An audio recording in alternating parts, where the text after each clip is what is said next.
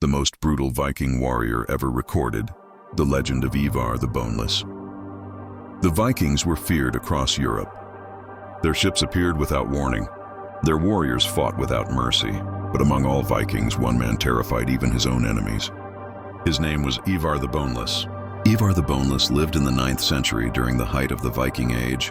He was believed to be the son of the legendary Viking leader Ragnar Lothbrok. Unlike other Viking warriors, Ivar was not known for brute strength at first glance. Historical accounts suggest he suffered from a condition that made his legs weak or deformed.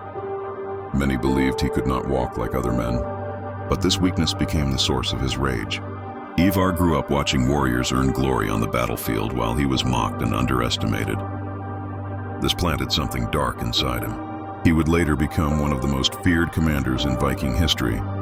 The rise of a monster. When Ivar reached adulthood, he proved that power is not only in the body, but in the mind. He was extremely intelligent, strategic, and ruthless. Instead of charging blindly into battle, Ivar planned wars like a chess master. He studied his enemies, he learned their weaknesses, and when he struck without mercy.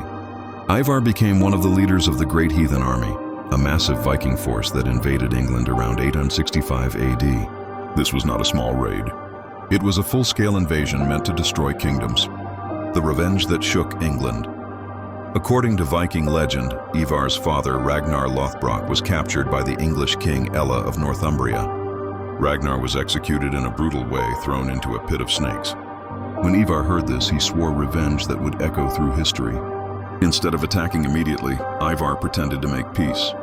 He asked King Ella for a small piece of land, only as much as an ox hide could cover. The king agreed.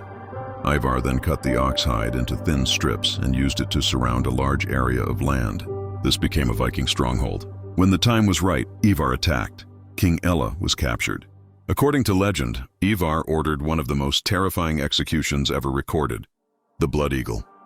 Though historians debate this, the story alone was enough to strike fear into Europe for centuries. Why he was called the most brutal. Ivar did not fight for honor alone. He fought to break the spirit of his enemies. Villages surrendered without battle when they heard his name. Kings fled their castles, armies hesitated. Ivar used fear as a weapon. He spared enemies only when it served his plans.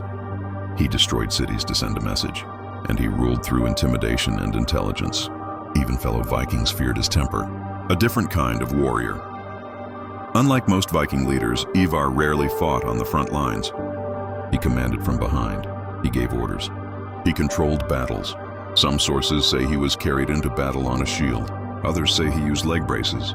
Either way, his disability never stopped him. Instead, it made him legendary.